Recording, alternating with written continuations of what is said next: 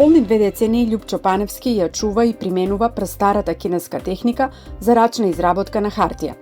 Освен што е царство на хартијата, оваа работилница е и царство на Гутенберг, затоа што најголем дел од принтовите се прават на една од неколкуте ретки реплики на Гутенбергова преса, исто така сместена во ова уникатно капче. Работилницата во срцето на Охрид е единствена во Македонија, една од ретките во Европа и е вистинска атракција за туристите. Започна во оној момент кога мислевме дека веќе можеме да го направиме она што ни беше цел. За да се направи тоа, покрај оно што го знаевме и како историски податоци и како знаење воопшто за изработката на хартијата, ни требаше една помош во смисла на техничка, така да речем, техничен начин како тоа да се изведе. Тука многу ни помогна, морам ова да го кажам, мојот пријател и кумашин од Словенија, господинот Брезникар Алеш, кој во тоа време беше еден од најпознатите производители, кога почнувавме ние со работа, производители на рачно изработена хартија во Словенија, еден од најдобрите млади предприемачи во Словенија. Нормално дека започнувањето мораше да биде Охрид, центарот на културата, на писменоста, градот на Свети Климент, на Свети Наум. И кога веќе беше одбрана и локацијата, мислам градот како локација битно беше нели да се обезбеди локација.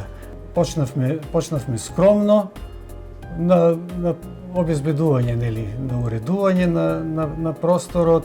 Малку беше тешко во почетокот затоа што луѓето сепак уште не знаеа за нас дека нешто такво постои во Охрид. И полека со труд, со работа веќе дојдовме во една ситуација кога имавме што да покажеме, како тоа да го покажеме, како тоа да го презентираме и полека можам да кажам дека веќе денеска сме мощен значаен културен субјект во Охрид. Мислам дека успеавме и не е само наш успех, ова е успех и на градот, ова е успех и на морам да кажам и на државата, затоа што преку нашата работилница ние во голем дел нели ја представуваме и нашата држава. Количините на рачно изработена хартија не се големи, затоа што овој уникатен занает го владеат само членовите на семејството Паневски, а хартијата може да се набави исклучиво овде. Вредноста на националната работилница е во продолжувањето на старата традиција за производство на хартија во Охридско, која датира од 16 век, кога за прв пат во овој регион хартија се произведувала во манастирот Свети Наум Охридски. Многу малку се знае дека за прв пат хартијата кај нас, овде во Охрид, во Македонија, нормално во Охрид, е правена средината на 16 век, негде 1566 година во манастирот Свети Наум. За жал, после тој период манастирот Свети Наум на 2 пати е спалуван, срушен, спалуван, некаде кон крајот на 16 век и некаде, мислам, втората половина на 18 век и не се останати материјални докази за постоењето на оваа работилница. Е започната со работа 1566 година, а начинот на изработка на хартијата е интересен, го донесува свештеник Јаков, тој е свештеник од денешна македонска Каменица, тогаш населбата се викала Камена река, кој служил како, не сум сигурен дали свештеник или монах во Бигорскиот манастир и некаде средината на 16 век заминува во Венеција. На работа во тогашната печатница на печатарот, познат печатар во тој период во тој дел од југоисточна Европа, Црногорец Вуковиќ, и таму ја печати првата книга на старословенски јазик, се вика Часослов.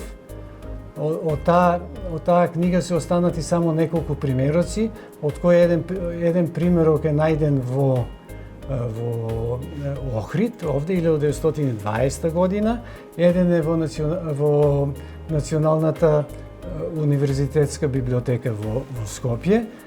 Тој по печатењето на оваа книга, фасциниран од Охридската препишувачка школа, патува од Венеција во тоа време во Дубровник. Постојат за тоа записи во хрватските архиви со братот на Марин Држич, Ѓоре Држич, кој, или Ѓоре по хрватски, кој во тоа време се задржува во Скопје, а Јаков продолжува во манастирот Свети Наум. Тоа е некаде август 1566 година и во тој се предпоставува, а јас сум сигурен, меѓутоа во теоријата се предпоставува, дека тој начинот на изработка на хартијата го пренесува тогаш на нашите монаси во манастирот Свети Наум, значи летото 1566 година. Начинот на печатење кој му бил специјалност не можел, затоа што морало да се тргне од хартијата, а до тогаш, полно ме прашуваат, па добро, до тогаш на што пишувале монасите и свештениците во манастирот Свети Наум, затоа што луѓето многу мислат дека до тогаш се користила хартија. Не се користила хартија, пишувале на пергамент, на кожа од млади животни.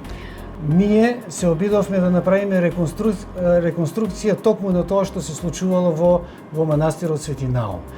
Работилницата на Љупчо ја посетуваат туристи од целиот свет, а она на што тој особено се радува е се поголемиот број на домашни посетители кои се воодушевени од фактот што можат лично да го посведочат методот на рачно правење хартија по постапка од Кина од 2 век пред нашата ера. Првата хартија во природата ја правела осата. Во 2 век пред нашата ера, кога кинезите почнале со оваа постапка, во таа суптропска клима, најчесто го правела своето осило во оние паднати шупли дрва. И на некој начин инспирација за да се добие овој вид на хартија, на кинезите им било гнездото од осата. Од таму почнува историјата на хартијата и тоа е таа постапка што денеска и ние користиме овде. Ова работилница полека прераснува во музеј за хартија. Се ни фалат уште некои така да речем делови, парчиња, за да биде во права смисла музеј, меѓутоа ние веќе си ја нарекуваме музеј на хартија, не толку ние колку луѓето кои доаѓаат. Вистинска атракција е и пресата на Гутенберг. Во моментов во функција се само 2 вакви преси во Европа. Најголем дел од материјалите во работилницата се испечатени токму на оваа преса произведена во Австрија, а донесена од Словенија. Ние ја донесовме за да ја заокружиме приказната. Значи да го имаме и начинот на изработка, првиот начин на изработка на хартијата и првиот начин на печатење, инаку функционира на истиот принцип како што функционирала и оригиналната Гутенбергова преса. На уникатната рачно изработена хартија се испечатени мотиви од Охрид, народни носии, историски ликови, но и некои уникатни стари карти и стари црковни евангелија.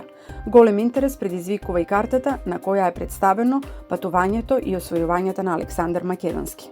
Најомилена, лично и најзначајна е ова карта. Ја викаат карта мајка на сите карти, мапа мунди. Датумот на нејзино создавање не е точно одреден, меѓутоа се смета дека некаде 7 век пред нашата ера, па може би и нешто поназад. Меѓутоа, зошто е значајна? Затоа што во времето кога оние кои ја цртале или создавале оваа карта, замислувале нормално земјата како плоча и во некаде околу 30 нации кои постоеле во тоа време и кои се представени овде на картата се наоѓа и Македонија.